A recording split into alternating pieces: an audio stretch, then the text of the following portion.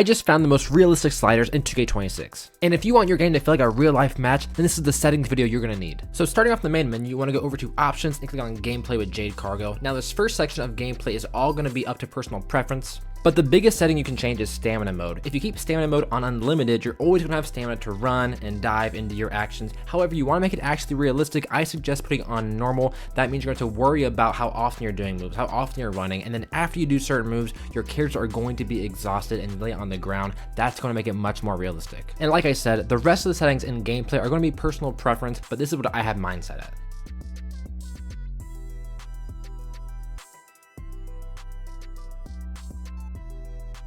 Now, before we get into the sliders that are actually going to change your gameplay, make sure you like on the video and subscribe to the channel if you like wrestling content like this. So the next tab is balancing. It's going to be your in-game sliders. Now, a lot of this looks really low, but if you look here at the bottom of the screen, it does say that the sliders are one thing that affects, but also the chances of reversals are going to be based on superstars' individual attributes. So they might seem low here, but your better superstars are still going to be able to reverse at a much higher rate than your worst superstars. Starting off, I have standing strike, standing grapple, ground strike, ground grapple, finisher reversal, and foreign object reversal set all to 15 out of 100. This is going to give me my best chance to actually perform my moves and get my spots off while still allowing for the superstar ratings to allow them to reverse. I have grab breaker put to 45 out of 100 and combo breaker at 65 out of 100, but also the AI doing their combos at 65 out of 100 as well. This just allows more of me doing my stuff, them doing their own stuff. It makes for a better flow of in-game matches. I do have submissions down to 30 out of 100. This will keep the normal submissions kind of slower. However, the signatures and finisher submissions, that will still be used at a high rate. I have my springboard and my dive rate both at 55 out of 100. I like having the CPU do this kind of attacks. It's not going to have your big people like Andre the Giant's not going to be doing moonsaults, but the people that are more springy are going to be actually using the ropes, just like real life. I turned the grapple rate up a little bit to 55 out of 100 to get a little more grapples, but the strike rate up to 100 out of 100.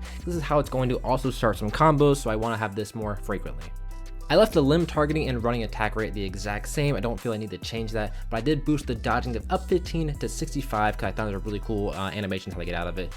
Trading blows, I left at 50 because you can also just do this manually by holding square. The run-ins are all just up to personal preference, doesn't really matter too much, but the referee downtime I like to have max out because in real life, when a referee takes a big bump, they're down for a long time, so like a max. Also with superstar downtime, if you take some damage, you're gonna need a little bit to get back up, so I like to have it at 80. The basic reversal windows and stamina and finisher reversals, I have those at 70, and then I also have the stamina cost to 80. Again, we talked about the stamina earlier in the game. You can kind of delete that a little more, add more too if you want, but I found 80 as a good little balance there. For the stamina recovery rate, I found 20 out of 100 works the best, that way you're not getting too much stamina, but also the rollout frequency and duration, 20 for frequency, 50 for duration, because when you do roll out, it doesn't happen too often, but when you do, you should kind of stay out for a little bit. The feeding frequency I didn't touch, I left it at 50. I didn't feel it needed to be boosted or taken down, but stun gain I put up by 10 to 60, and the stun duration I put to 80. I feel like when you're actually getting those stuns, this feels the best in game. The vitality regen cooldown I put at 100. I want to make sure that we are kind of losing health, so the matches are going a little bit faster, but you can always change how you feel. I dropped the regen rate to 0. That way, the longer the matches go on, the more damage you're going to have, making it more realistic. The pin kick out difficulty for the player, I dropped to 40, making it a little bit easier since we are going to be playing on legend difficulty in my settings. Same thing for the AI, since it's a legend setting, I had to move their pin up to about 60. It still kicks out at a good rate.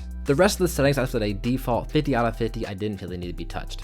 Go try these sliders out and let me know what you think in the comment section below. Again, before you leave, make sure you leave a like on the video, and if you like wrestling content like this, subscribe to the channel.